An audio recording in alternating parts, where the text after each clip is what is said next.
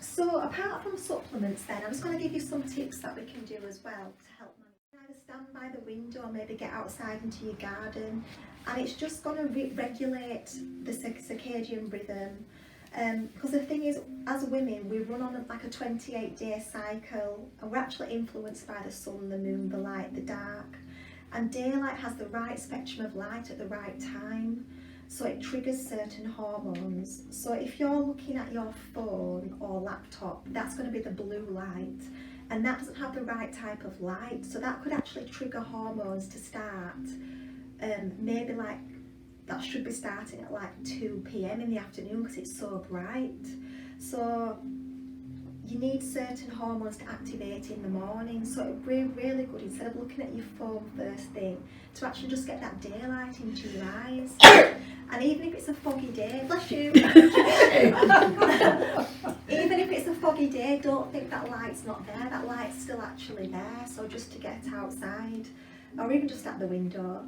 And then also start in the morning right, start the day how you mean to go on, in a calm way. Even if it's just for 5 minutes, it will really make a difference to like your digestion even.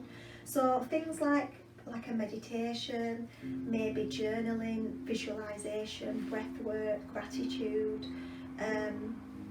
I use there's a free app called Insight Timer that does different times of meditations. I even like to do like little 3-minute ones. And just having that on, I just feel like it just sets you up for the day. And if you just got a few minutes, you'll really find that it does make the difference.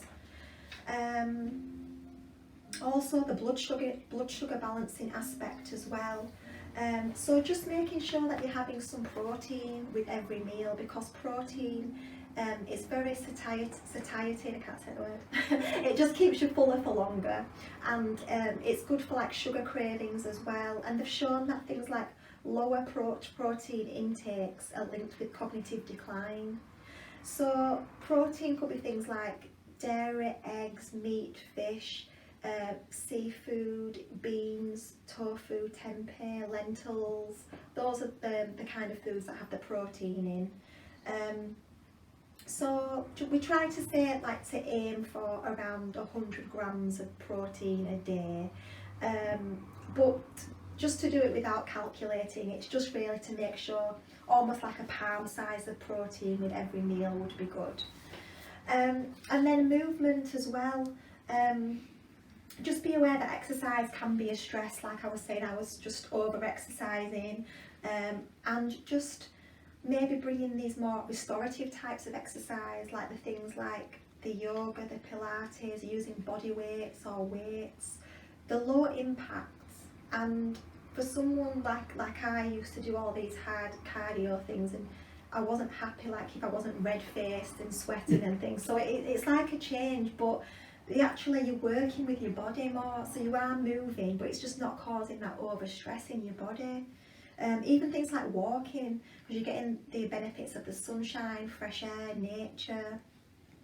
And then just thinking about environmental toxins as well. Just be mindful of what you're putting on your body and what you're using in your home, because these chemicals, they're known as hormone disruptors. They're called endocrine disruptors, and they have microscopic molecules that enter our skin, and they interfere with our hormones, because they can even block your hormones or overstimulate your hormones.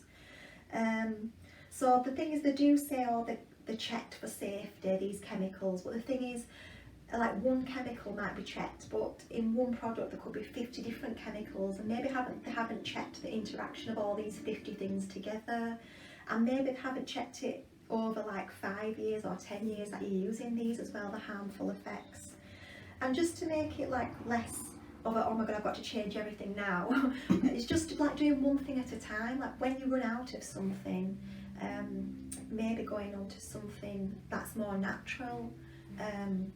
Like Esther has a lot of like natural beauty products, like natural body products, things without the chemicals. Like they're still effective, you just don't need those things. And actually you'll find things like, when you look at the washing up liquids, like the eco ones, they actually cost less as well.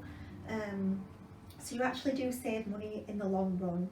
And just looking after like what we call the foundations of health. So we say like clean air, clean food and clean water, maybe using like a water filter to filter out toxins and heavy metals. You might not be able to get everything organic, but usually things that don't have a skin on, they're more likely to have more like pesticides in. So things like mushrooms particularly, that's probably one food I would say to try to get organic, because mushrooms just absorb everything from the environment. And then clean air as well. It is good to like use an air filter. Like I need to get, when I used to have one, I need to get a new one, because when you actually come to clean it and you see the amount of like dust and things in your room, you just realise how much of the dirty air is circulating. So that's one that I need to work on and get an air filter. So it's always like an ongoing process, but not to be too overwhelming, just like changing like this one little thing at a time really.